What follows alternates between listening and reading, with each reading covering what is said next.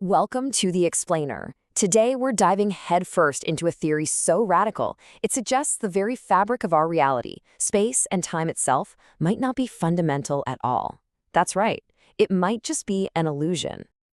So let's just kick things off with a question that's literally keeping physicists up at night. The steady tick-tock of the clock, the three dimensions of space. We feel them. We experience them as the absolute bedrock of reality. But what if they're not? What if space and time are kind of like the user interface on your computer, hiding a much more complex and frankly bizarre operating system running underneath? Now, you might be wondering, why would scientists even entertain such a wild idea? Well, it's because our current model of the universe, the one that's been so incredibly successful, is starting to hit some serious walls. It's facing some puzzles so massive, they shake our whole understanding of things. And listen, these aren't just little loose threads. We're talking about the fact that 95% of our universe seems to be made of dark stuff we can't see or explain. That's like trying to understand the ocean by only studying the foam on the waves. We also have no idea what kicked off the Big Bang. And maybe the biggest problem of all is that our two grand theories of the universe, general relativity for big things and quantum mechanics for tiny things, they just plain contradict each other. It's like having two different laws of physics for Tuesdays and Wednesdays. It just doesn't work. The source for this explainer, a new model called Conformal Emergent Reality, or CERM, basically says, hey, forget about patching the holes. The whole foundation is wrong. The argument is that we need to completely rethink what space-time even is from the ground up.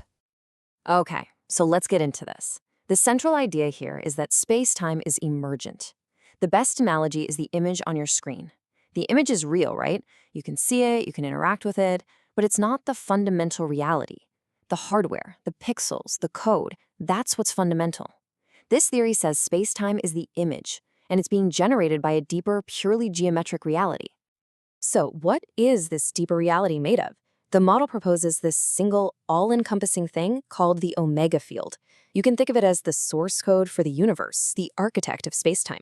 It's this dynamic, geometric field that takes a primordial structure and basically builds everything we see and know. Space, time, and even matter itself.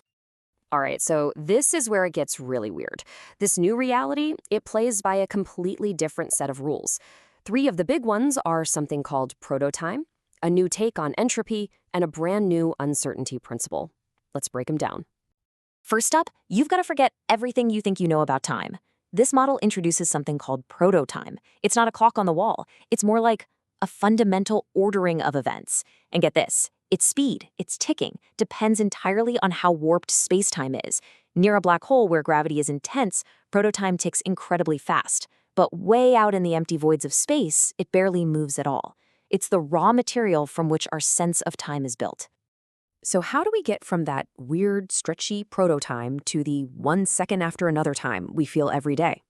Well, this is where the omega field comes back in. It acts like a translator, taking that chaotic, messy proto-time and smoothing it out into the familiar, linear progression of past, present, and future that we call cosmic time. Our time is basically an emergent illusion, built on a much weirder foundation. Okay, next up, why does time only move forward? Usually we think of the arrow of time in terms of entropy, like a hot cup of coffee always cooling down, moving from order to disorder. But CERM suggests it's much deeper than that. Imagine space-time is a river. This theory says the arrow of time isn't about the stuff floating in the river, it's a property of the riverbed itself. The geometry of the universe is just built to flow in one direction. It's baked into the very fabric of reality. And this might be the most mind-bending rule of all. Now, don't worry about the math on the screen. What this equation is really saying is something truly profound. It's a new uncertainty principle that connects our primordial clock, proto-time, directly to the curvature of space-time. So let's put that in plain English. It means there's a fundamental fuzziness to reality at its smallest scales.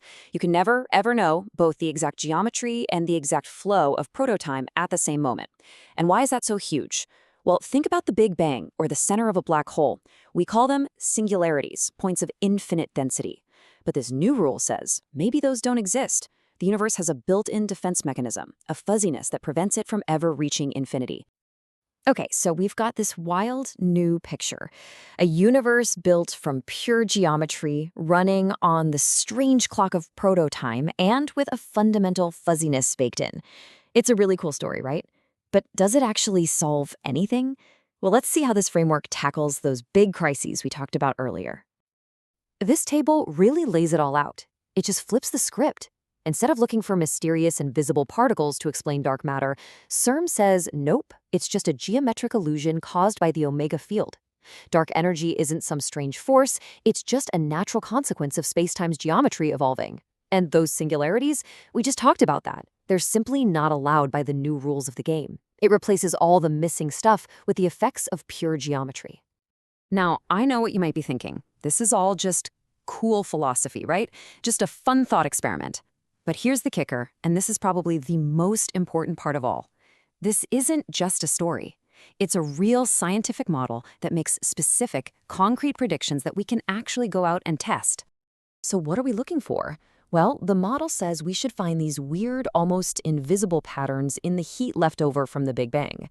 It also offers a natural solution to something called the Hubble tension, a huge debate raging in cosmology right now about how fast the universe is expanding.